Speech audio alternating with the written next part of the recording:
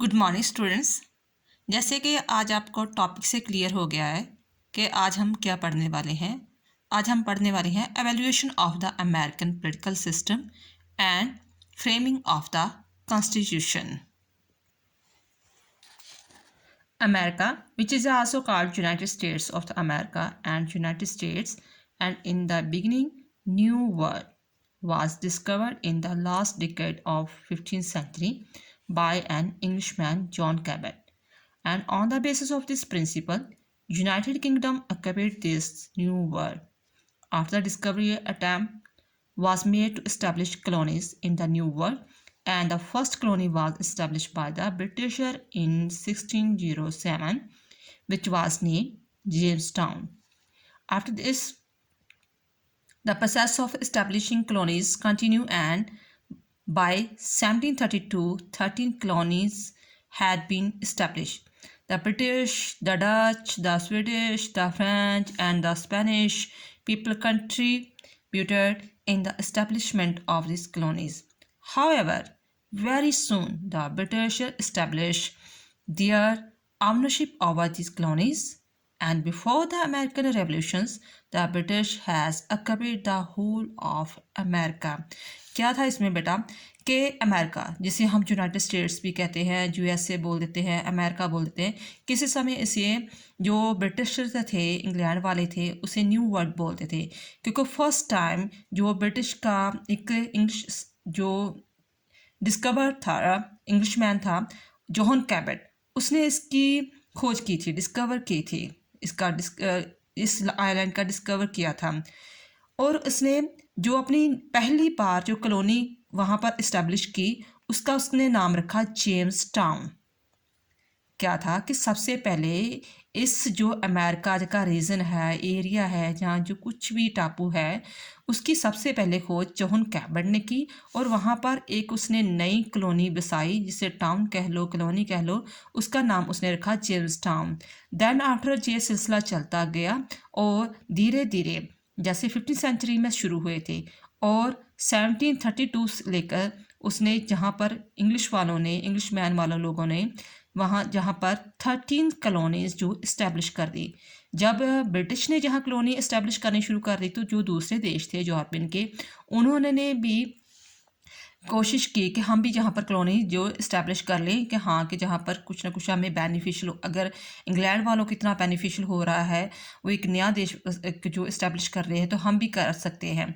तो ब्रिटिश के बाद जो डच लोग हैं, स्वीडिश हैं, फ्रेंच है, स्पेनिश हैं, और भी कई देशों लोगों ने जहाँ पर आकर कॉलोनीज जो इस्टेब्लिश करनी शुरू कर दी।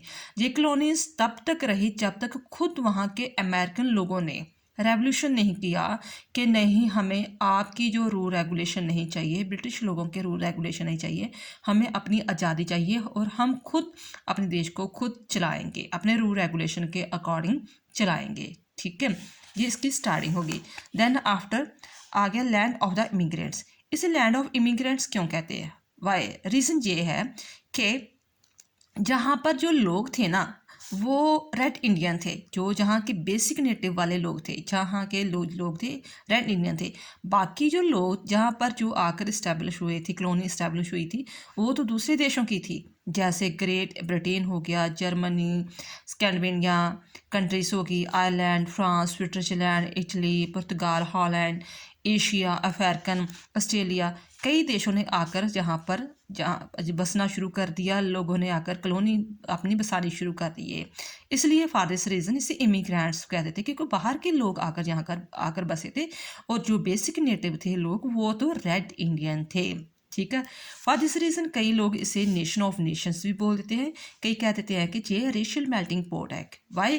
क्योंकि ये अलग अलग देशों के लोग जहाँ आकर बसे हुए हैं, और उन्होंने अपने सभी रेशियल को भूल कर कि हम इस कास्ट के हैं, इस रिलीजन के हैं, इस देश के हैं, इस सब को भूल कर ये कहा कि हाँ, यही हमारा लैंड है, यही हमारा देश है, हम इस देश की तरक्की के लिए, डेवलपमेंट के लिए कुछ करेंगे। ठीक है, दो चीज़ें इसमें आ रही है कि बेसिक नेटिव इसके रेड इंडियन थे, बाकी लोग जो थे जैसे great Britain, Germany, Scandinavian countries, Switzerland, Italy, ये थे, वो दूसरे देशों के लोग आकर यहाँ पर बसे थे। इसलिए फॉर दिस रीजन इसे नेशन ऑफ नेशन भी कहा जाता है, या रेशियल मेल्टिंग पॉट भी कहा जाता है। फॉर दिस रीजन ये लैंड ऑफ इमिग्रेंट्स बोला जाता है। नेक्स्ट है importance of the study of the American government and politics. हमें इसकी पॉलिटिक्स पढ़ने की इतनी ज़रूरत क्यों पड़ती है कि इसकी पॉलिटिक्स पढ़ने के बिना हम दूसरी पॉलिटिक्स को समझ नहीं सकते। रीज़न क्या है, इसकी काफ़ी इंपॉर्टेंस है। फर्स्ट ऑफ ऑल रीज़न ये है कि दुनिया का सबसे अगर ओल्डेस्ट रिटन कॉन्स्टिट्यूशन माना जाए तो जो वो अमेरिका का है। पहले भी हो सकता है कि कई कॉन्स्टिट्यूशन बने होंगे, लेकिन वो एक एज ए बुक के रूप में नहीं आए हुए थे, और अमेरिकन लोगों ने फर्स्ट ऑफ ऑल एक रिटन कॉन्स्टिट्यूशन बनाया। और सेकेंडली ये दुनिया का सबसे छोटा कॉन्स्टिट्यूशन है कि इसकी ओनली 7 आर्टिकल्स है।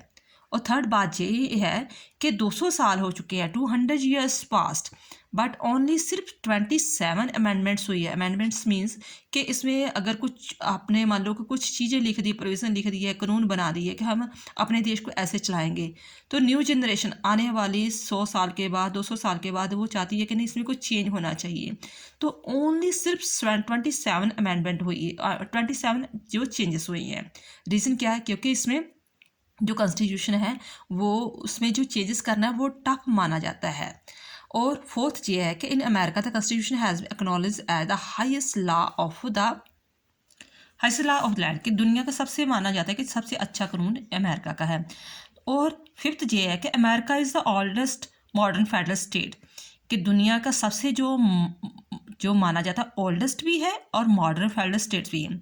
क्योंकि फेडरल स्टेट होता है कि हाँ जो पावर्स है ना, जो 50 स्टेट्स है, वो 50 स्टेट्स में जो डिस्ट्रीब्यूट की हुई हैं, उनका अलग संविधान है, कॉन्स्टिट्यूशन है, अलग उनकी सरकारें हैं, अलग उनकी सिटीजनशिप है। तो वो सबसे जो है कह लो ओल्डेस्ट भी है, मॉडर्न भी है, better state of the world है। और American constitution is the first constitution in the world which is based on the theory of the separation of power. ये पहला कॉन्स्टिट्यूशन है जिसने कहा कि नहीं जो पावर्स है वो सेपरेशन होनी चाहिए, जैसे एक्सिक्यूटिव, लेजिस्लेचर एंड जो जुडिशरी है, इन तीनों के बीच में जो पावर्स है वो सेपरेट होनी चाहिए। कई देशों में जो पावर सेपरेट नहीं होती, जुडिशरी और एक्सिक्यूटिव की पावर एक ही होती है, मान लो, या लेजिस्लेटिव और एक्सिक्यूटिव की पावर्स एक होती, लेकिन इसने कहा कि नहीं तीनों की पावर अलग अलग होनी चाहिए।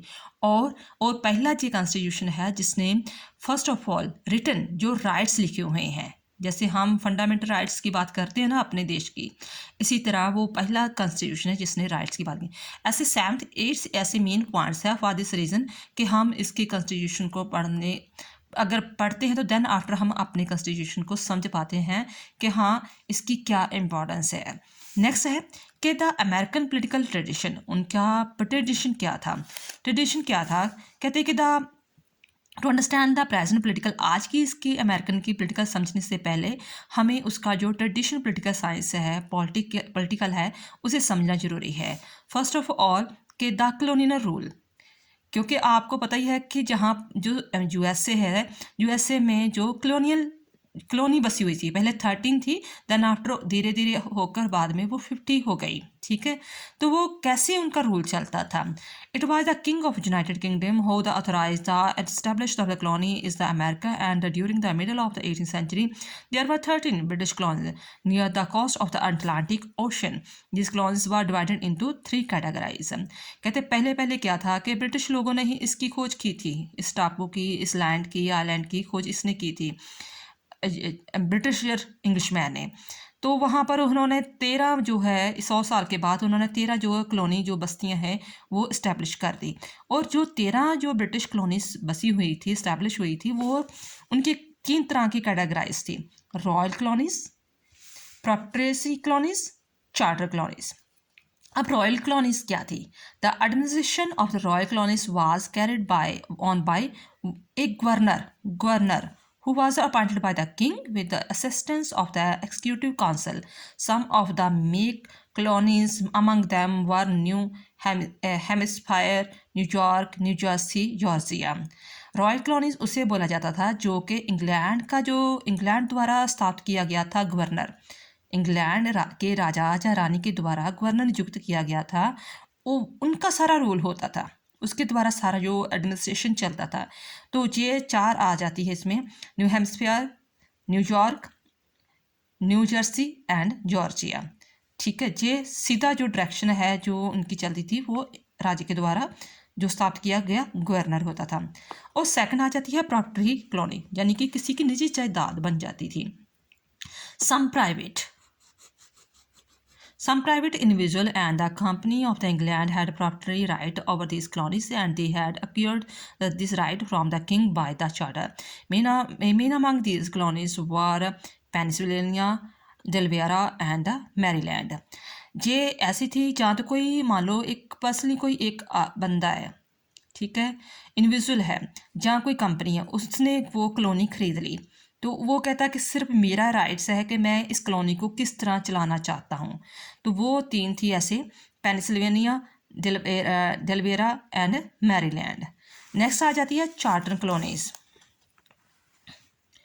सम free man of America has properties of these colonies, and Rhode Island and Connecticut were colonies of this kind. कुछ ऐसी थी जिसको जो फ्री मैन ऑफ अमेरिका के लोग थे, उन्होंने ये कॉलोनीज खरीदी हुई थी, और उसमें 2 कॉलोनीज मेन आती है, रोडे आइलैंड एंड कनेक्टिकट जो है, ये ऐसे आती थी। और ये चाहे 3 टाइप की कॉलोनीज थी उस टाइम में, ब्रिटिश के टाइम में, ठीक है, बट इसके बावजूद भी कुछ ऐसी चीज़ें थी जो मेन जो राइट्स थे वो ब्रिटिश के राजा या रानी के पास होते थे, वो खुद नहीं यूज़ कर सकते। ये तीनों टाइप के लोग जो इसे खुद नहीं यूज़ कर सकते इस पावर को, जैसे डिफेंस की पावर हो गई, फॉरेन अफेयर की होगी, मिलिट्री फोर्स की होगी, ये चीज़ें सारी किसके पास थी, ब्रिटिश गवर्नमेंट की। लेकिन धीरे धीरे लोगों ने चाहा कि चलो ये कॉलोनी मेरे पास आ गई हैं तो सारी पावर भी मेरे पास ही होनी चाहिए। फॉर दिस रीज़न भी उन्होंने थोड़ी थोड़ी जो है धीरे धीरे रेवोल्यूशन करना शुरू कर दिया कि नहीं भी ये अगर कॉलोनीज मैं चला रहा हूँ तो ये पावर टोली मेरे हाथ में ही आनी चाहिए। नेक्स्ट है declarations of the independence, July 4, 1776। Gradually the development of the political consciences among the native of the colonies took place and started having the vision of the building of the free nation। धीरे धीरे क्या हुआ कि लोगों में जो राजनीति जागरूकता आ गई कि हाँ कि हम अपने राइट्स कैसे ले सकते हैं, अपने देश को कैसे चला सकते हैं, तो उन्होंने चाहा कि हम खुद ही हमारा जो देश है ना, USA है, जो यूनाइटेड नेशंस है, जो कॉलोनीज़ है, वो ब्रिटिश से आज़ाद होनी चाहिए। फर्स्ट रीज़न तो ये हो गया कि लोगों में खुद जो पॉलिटिकल अवेयरनेस आनी शुरू हो गई। सेकंड रीज़न ये हुआ कि जो ब्रिटिश था वो पिछले 7 सालों से, यानी कि 1756 से लेकर 1763 से तक फ्रांस के साथ युद्ध कर रहा था, और युद्ध के कारण उसकी आर्थिक जो अवस्था थी, जो इकोनॉमिकल कंडीशन इतनी बैड हो गई कि उसने क्या किया कि अपनी जो इकोनॉमिकली कंडीशन को इम्प्रूवमेंट करने के लिए ये जो कॉलोनीज़ थी, USA में जो कॉलोनीज़ बनाई हुई थी, उस पर उसने बहुत सारे टैक्स लगाने शुरू कर दिए कि हमें जैसे मान लो 10% टैक्स दे रहे हो गए, तो वो कहते हो कि नहीं हमें 20-30% इंग्लैंड वालों ने कहा हमें टैक्स चाहिए आपसे। तो लोगों ने कहा कि नो, उन्होंने स्लोगन लगाया कि हम इतना टैक्स नहीं देंगे। रीज़न क्या था, उसने कहा native of the colonies gave the slogan no taxation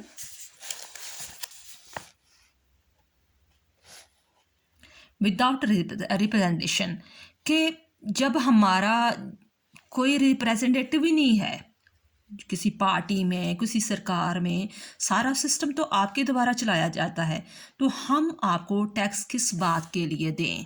तो इस सारी रेवोल्यूशन की जो अगुवाई थी, जो लीडरशिप की थी, वो कौन कर रहा था, वाशिंगटन उन पर ये बात पर डाल रहा था, जोश भर रहा था कि नहीं हम टैक्स नहीं देंगे, हम अपने कॉलोनी का रिप्रेजेंटेटिव खुद चुनेंगे, ठीक है, हम अपना देश, अपनी कॉलोनी खुद चलाएंगे। तो उन्होंने उसका जो है अगेंस्ट हो गए टैक्स देने के लिए। फिर आ गया first continental Congress 1774 to discuss the miserable plight of the colonies on the suggestion of the native of the Virginia. A meeting of the representative of the colonies was the Conference of the Philadelphia on the November 5, 1774, which is called the First Continental Congress. 55 representatives in all the participated in the meeting and the demand the withdrawal of all representative laws. This Congress also took a decision regarding the boycott of British goods. First conventions हुई उनकी Philadelphia में conventions हुई, तो उन्होंने इसमें 55 representative उन्होंने participate किया और डिसीजन लिया कि हम जितनी ब्रिटिश गुड्स है उसका बाइकाट करेंगे। 3 चीज़ें आ रही हैं इसमें बेटा, कि एक तो जो नेटिव वर्जीना के नेटिव थे, उन्होंने सजेशन किया और फिलाडेल्फिया में जहाँ पर कन्वेंशन हुआ, जो असेंबली हुई उनकी, उन्होंने 55 इसमें पार्टिसिपेट किया लोगों ने और डिसीजन लिया कि हम ब्रिटिश के गुड्स को अब बाइकाट करेंगे। फिर सेकंड कॉन्टिनेंटल कांग्रेस 1775 जे भी फिलाडेल्फिया में हुआ, 1775 में हुआ। इसमें क्या हुआ, इसमें एक इम्पॉर्टेंट बात हुई, जो जॉर्ज वाशिंगटन था ना, उसे चीफ बना दिया गया, आर्मी का चीफ बना दिया गया, क्योंकि जो वाशिंगटन था वो शुरू से उनकी लीडरशिप कर रहा था, लोगों की, कॉलोनी के लोगों की जो थी वो लीडरशिप कर रहा था कि हाँ कैसे हम अपने आप को ब्रिटिश से आज़ाद करवा सकते हैं। और जो थॉमस जेफरसन है, डिक्सन है, उसे भी जो है उन्होंने भी आगे कहा कि we are ready to die rather than the being the slave of the British. हम मरने के लिए तैयार हैं लेकिन हम ब्रिटिश लोगों की गुलामी को एक्सेप्ट नहीं करेंगे। दो बातें हुई, एक तो ये कि फिलाडेल्फिया में फिर कन्वेंशन हुआ और वाशिंगटन को जो था वो चीफ बना दिया, और सेकंड लोगों जो 2-3 और फिलोसफर थे उन्होंने लोगों में जोश भर दिया कि हम कतई भी गुलामी को बर्दाश्त नहीं करेंगे। Third continent Congress 1776 A formal declaration about the American independence was made on July 4, 1776 at a meeting of the Third Continental Congress and the declaration stated।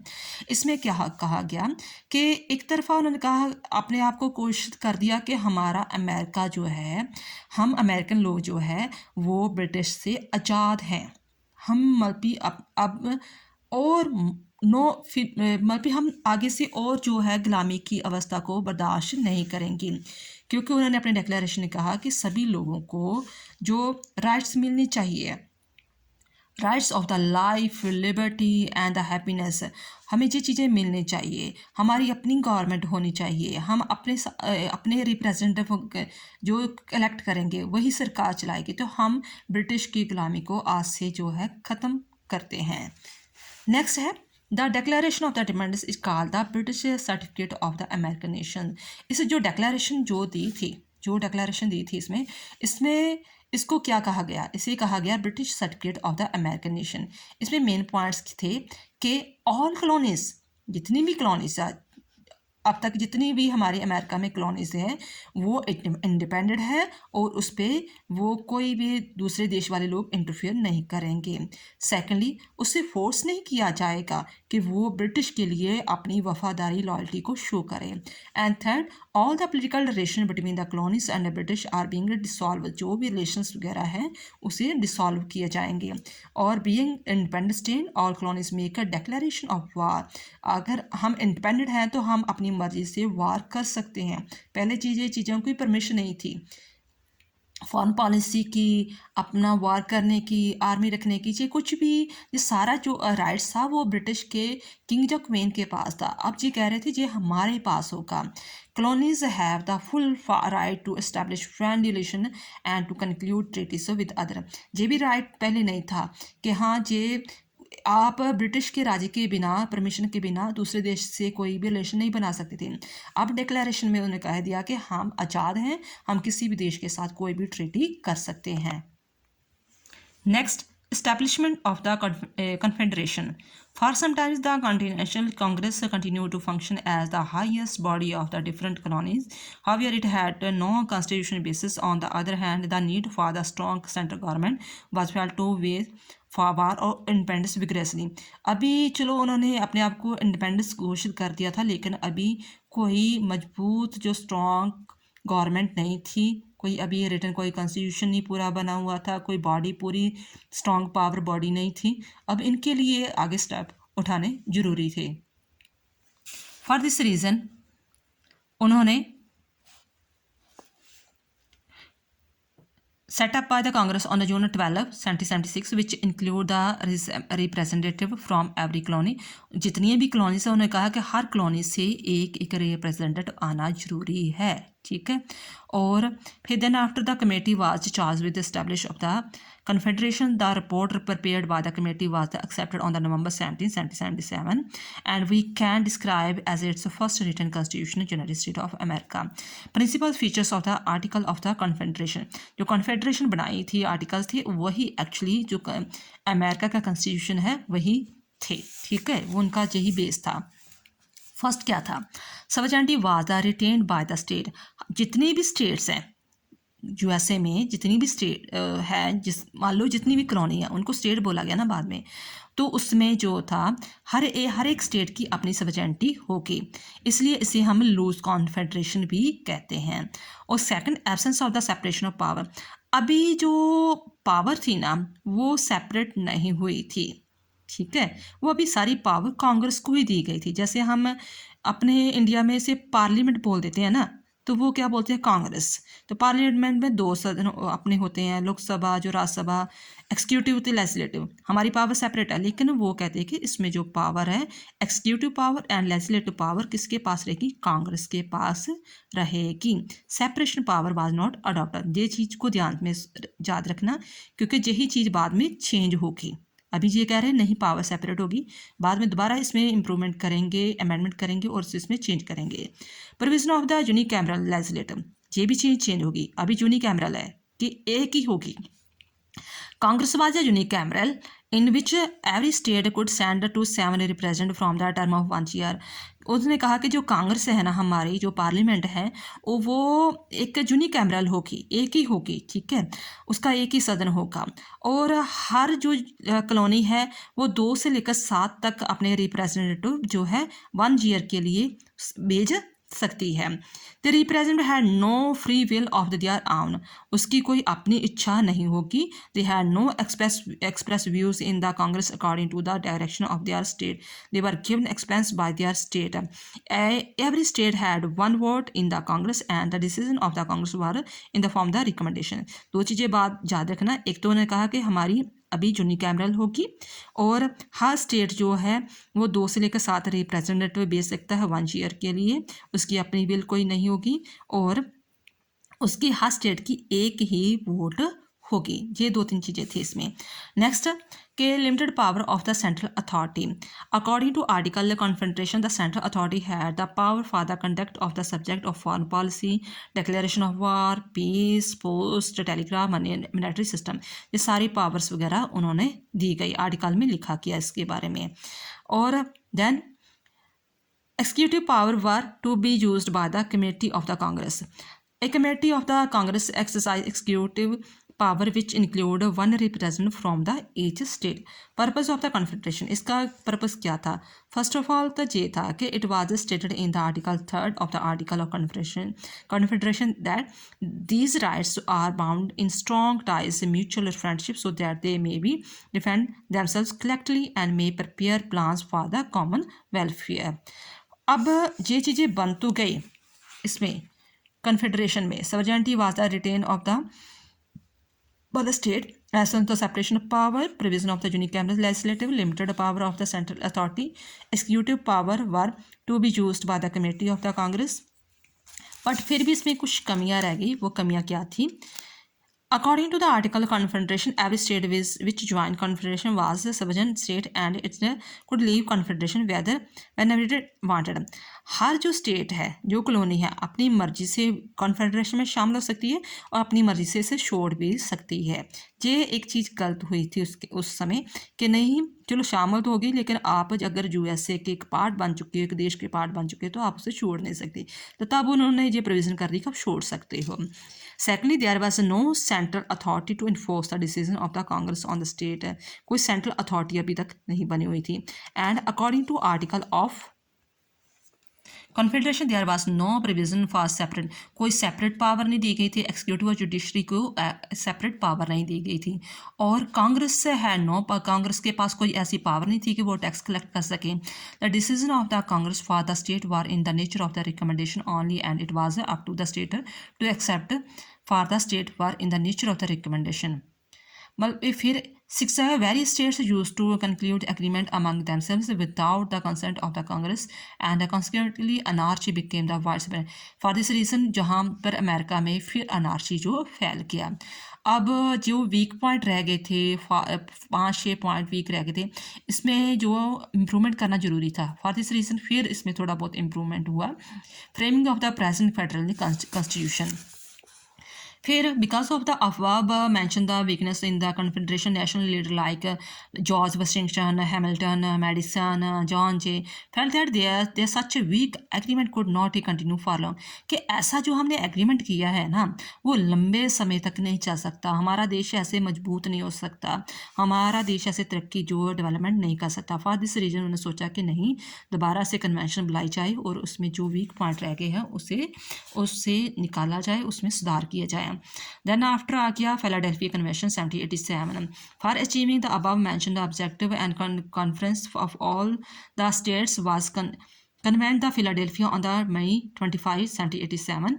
Beside the Rhodes Island, 55 delegates from the 12 other states participated in the conference. These conventions aim at the establishment of the strong and stable federal government. इसका main क्या था? इस एक तो जो फिलाडेल्फियन convention हुआ 25 को 1787 में 55 डेलीगेट इसमें शामिल हुए, ठीक है, और स्टेट के भी शामिल हुए, और इसका मेन मकसद था कि हमने strong and stable federal government स्थापित करनी है, इस्टेब्लिश करनी है। और देन आफ्टर जो जून 25 1787 को जॉर्ज वाशिंगटन को एज ए प्रेसिडेंट जो इलेक्ट किया गया, 25 जून को 1787 जॉर्ज वाशिंगटन को एज ए प्रेसिडेंट, क्योंकि पहले स्ट्रॉन्ग जो अथॉरिटी नहीं थी वो अथॉरिटी लाने के लिए फिर इसे प्रेसिडेंट बनाया गया। मेजर विलियम जैक्सन को एज ए सेक्रेटरी नियुक्त कर दिया गया। और दूसरी बात उन्होंने कहा कि एवरी स्टेट चाहे वो बिग है चाहे स्मॉल है उसे एक वोट मिलेगी, ठीक है।